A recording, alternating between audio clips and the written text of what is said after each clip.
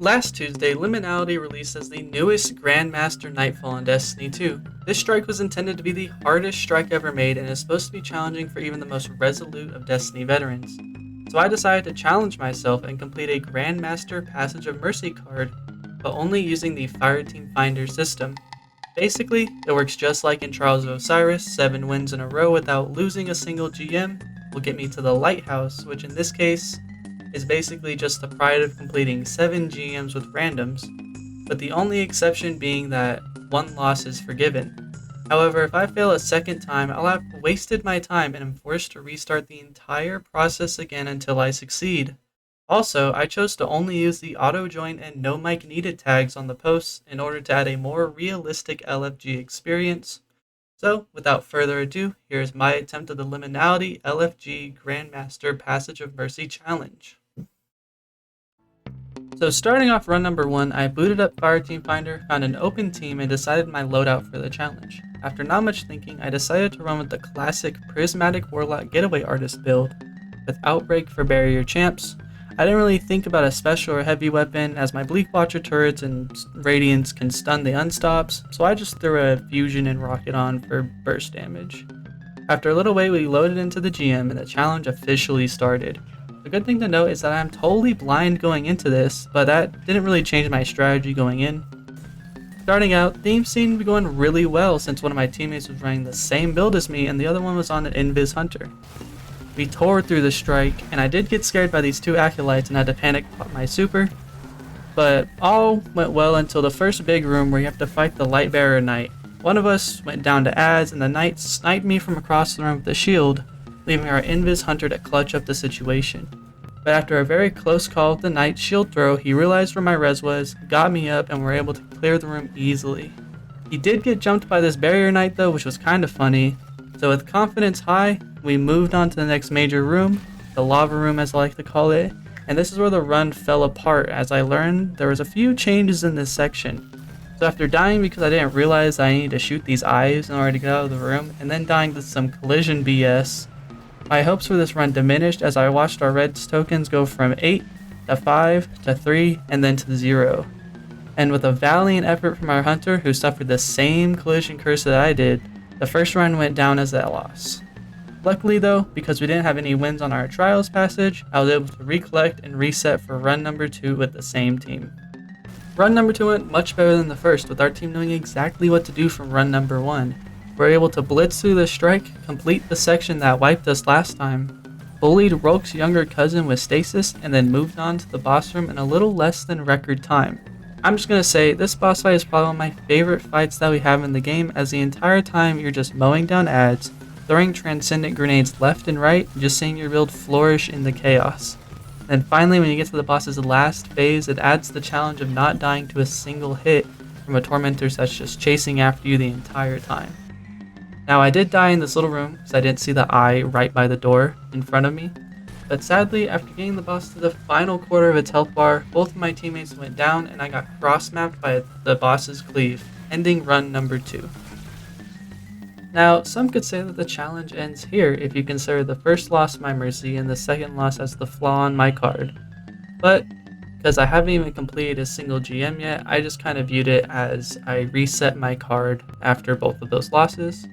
And so with this in mind, I found a new fire team for run number 3. Run number 3 actually went very well, as we had a Titan with a Consecration spam build and an Invis Hunter with a blinding grenade launcher. Our team tore through the strike, defeating ads and mini bosses with ease. We even had a little emote party right before the boss room where we entered with 18 res tokens and high spirits. The boss fight went very well, as you can expect, with Transcendence easily clearing the ads and my teammates blinding GL keeping the Taken Knights at bay. My only close call was in the running section where I got stuck on this ledge, but after bullying a few more waves of ads, we chipped down the boss and put the first win on our GM Trials passage. For run number 4, I was with the same team as in run number 3, and it kinda just went the same exact way. We cleared ads, gunned down champions, I even tanked this Knight super, but then died to the barrier not opening up quick enough in the jumping section, which I am still a little salty about, but after redeeming myself we moved on, cleared the strike at lightning pace. After Rolk's younger cousin experienced how abilities are supposed to enhance gunplay, we moved on to the boss room, fed the boss a diamond lance, then added one more win onto our passage. For run number 5, I took the advice from the hunter from my last team and slapped on a blinding GL, but sadly had to join a new team because one of them left. But so, with high spirits, I found a new listing, and then we went into the strike with the same plan as before. However, after watching my teammate die to ads in the intro section, my hope quickly diminished. But determined to complete the strike, we pressed on, and I proceeded to watch my teammate get shredded by a Shrieker, blasted by a barrier champ, get off-screened by a cursed thrall, and then he had the audacity to block me in the tunnel of the running section. But luckily, our hunter wasn't as dumb, and were able to complete his side and get us up with no issue. Then after watching the Titan get slapped by an Unstop, taken out by an Axion Dart, and then get off-screen by something, we moved on to the next big fight of the strike. You know how it goes already. We clear ads, we bully the cats, which I finally read his name, but I don't think it matters because kind of folds. And then we moved on to the boss room. At this time it was pretty bad. After the first wave of ads, I went down to the boss and I had to watch our Titan pop his super, and he ran up to the boss, who suppresses you by the way, and he died to one hit. But luckily, we were able to get rezzed and managed to get the boss down to his final phase. But after watching our Titan die again the same way as before, and then me dying to his cleave, I thought the run was over. Our hunter then did the craziest sacrifice, where he ran up to get the res, but then got grabbed by the Tormentor, but somehow he was able to get the res off, our Titan rezzed me, and then we're able to complete the strike, and finishing up run number 5 with a win. And so after such a scuffed run from run number 5, I found a new listing, and I went into run number 6 with probably the best team I've had for this challenge. I was able to find 2 other Warlocks who are running the exact same build that I was, except they're using Graviton Lance except for Outbreak. And we absolutely destroyed this run, with the only close calls being this Lucent Moth and this Knight Shield. Other than that, there's no difficult parts of this run at all. 3 Bleak Watcher turrets are enough to clear even the toughest of rooms, and run number 6 ended with an easy win. And so after such a great run from run number 6, I decided to change things up a little for run number 7, as I decided to put on Graviton Lance and a Rocket Sidearm instead of using Outbreak. Now I did this because I saw a lot of people using Graviton, and I figured that if more people are using Graviton than Outbreak, then it might be, better for this GM. But after having to reload against the barrier champ multiple times, I'm just going to say that Outbreak is better. Now, I know someone in the comments is going to mention how, Graviton has no damage fall off on the second shot and that it's able to clear waves of ads. But to this, I'm just going to say Outbreak can do the same thing, but better without having to have no damage fall off.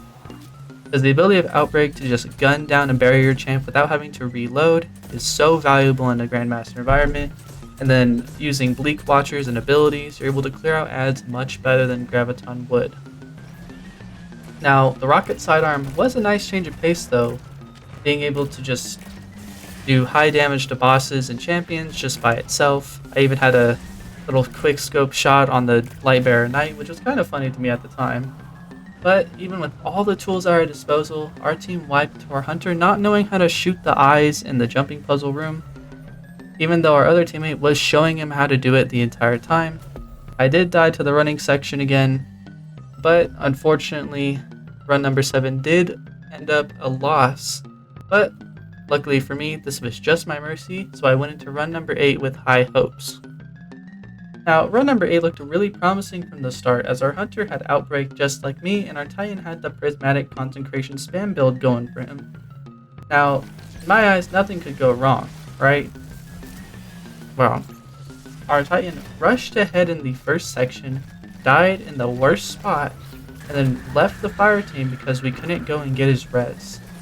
But even though this happened, me and Towley, our hunter, were a 2-man team. We tore through the strike using Outbreak, clearing rooms with ease, but it was all for nothing as I died to ads in the Lost City room and then he died to the lava, causing us to fail run number 8 and in turn fail the challenge. Now, even though I did fail the challenge, it is a very possible challenge to complete with good teammate RNG. And Fireteam Finder is in fact a wonderful way to find other people who are trying to do the same thing that you are, but it does have its drawbacks. Now, because most solo players don't enjoy talking to like random strangers and don't want to communicate when you're playing the game, it makes it really difficult to complete harder pieces of content in the game using Fireteam Finder, because sometimes people just don't talk or don't communicate in ways that you need them to. Now, for a Grandmaster, Fireteam Finder can be a useful tool if you get teammates who know what they're doing. However, don't expect to do every single GM using Fireteam Finder. Now, one thing I did learn is going into a Fireteam Finder GM in the future, as I do plan to do this challenge pretty much every week, I'm going to take an approach where I kind of just have to rely on myself rather than relying on my teammates. But with that said, it is beautiful when you synergize with a total random and are able to clear out the hardest rooms just using either 2 people or with a full fire team. But that's enough talking for now. I hope you guys enjoyed this style of video, as I haven't done anything like this before on the channel. And also, I know I haven't uploaded in a year due to some personal stuff, but that should change soon, as I plan to make this a series like I said. And let me know in the comments if you like this style of video or if you prefer me to do a different style. But thank you so much for watching, and I'll catch y'all in the next one. Peace out.